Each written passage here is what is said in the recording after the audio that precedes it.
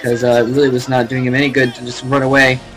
Xellos getting up some turrets here. We've seen in the past Xellos very good about his turret placement. And oh, there's the Reaver! There's the Reaver! If he gets a Scarab off on that group of Marines, and that bunker might be able to save him slightly. If he can get Siege Tech also, that also might be able to help him out. But that bunker is going to go down pretty quickly. The tank coming out there, but now the tank's just going to die if it ventures out too far. So yeah, those Marines are now completely vulnerable to Scarab's fire. He's trying to move in and spread them out a little bit, targeting that Reaver. The Reaver gets picked up. Bisu's Reaver Shuttle Micro is incredible. Somehow, though, not able to get enough Scarabs out very quickly enough, and Xellos able to kill off all the Dragoons around that Reaver, almost chasing down that shuttle with his stim packs, almost killing the Reaver inside the shuttle. That was Xellos using a sort of a non-traditional strategy here and actually pulling it off rather well. Amazingly, he's got, oh man, he's got a starport with a control tower as well. We're probably going to see some kind of okay, maybe not a drop. Science facility going down, so he might not be dropping. It's hard to tell what he's going to do here. Okay, he is actually building something, so he's building a dropship there. Loading up some medic Marines in that dropship. I'm curious if he's going to try and drop on, get more dropships and drop with tanks also, or what. He has that comm set, so he's got to know that those cannons are coming up in that base, or if not, maybe he's probably going to comm set right before he goes in, and he'll probably see those cannons and abort this attack. And obviously you saw him comm setting his own base to kill that observer just a short time ago. So he knows Bisu knew that it was there. Wow, Bisu going in with a lot of forces here. That Reaver, see, that is why the Reavers are what you need to fear the most when you're going medic Marines. Is four Marines just in an instant all gone. He's dropping medic Marines here. I don't think they're really going to do good. Oh wow! Oh my God! Oh, I didn't even realize that at first. Xellos hopping the Marines in and out of the dropship to save their hit points. That was absolutely fucking brilliant. Oh my God, that is the kind of thing you would expect to see from Xellos of 2001, honestly. Oh my God, that was like, you know, he's showing how he's still capable of being the perfect Terran in some fashion. Wow, it's just in general, I gotta say, by the way, it's been incredible seeing Xellos playing well lately, especially since he hadn't been playing well at all. He's going for more barracks! Oh my God! Xellos is gonna push home. Maybe he was thinking so hard last night about how he could get past Bisu and play Savior, or a couple nights ago, play Savior in the final, that he thinks he's playing against a Zerg player. He's doing a traditional Terran versus Zerg build here, basically, and oh, this is absolutely crazy. Anyways, yeah, it's been really cool to see Xellos playing well recently. Oh my God, Bisu has Templar though. That, oh fucking A, Reavers and Templar. I think that's the end for Xellos. I don't know how he can I don't know how you can deal with medic Marines against Templar, because Psystorm is the lose again for medic Marines.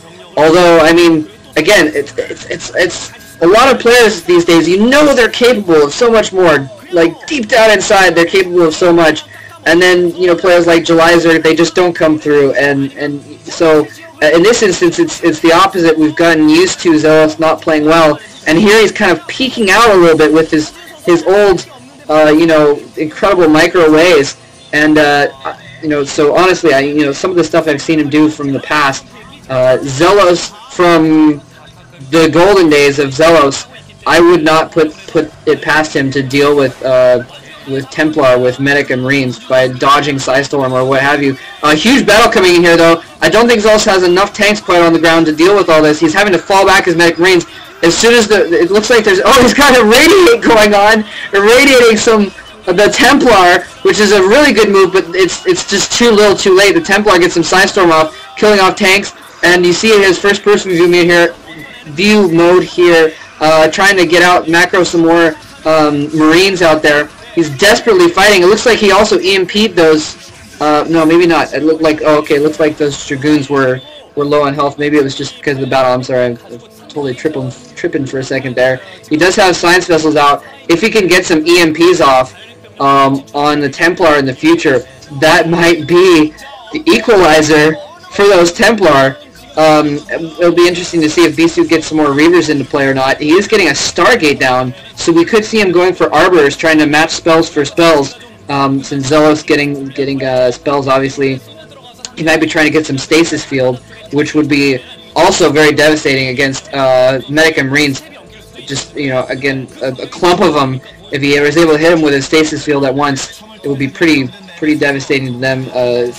You know, obviously, because they're so small, he can get a lot of them at once, is basically what I'm getting at. And he's pumping out a lot of Science Vessels here. So Xellos basically is in fact going for trying to use spells to equalize this game. And really, I hadn't really thought of that option. But if he can get some good EMPs off, then he might be able to just basically to fuck up the Templar. It looks like Bisu not getting that many Templar. It looks like maybe he's figured this out, and so he's not getting more Templar out. It's hard to tell. I haven't been able to see his rally point recently.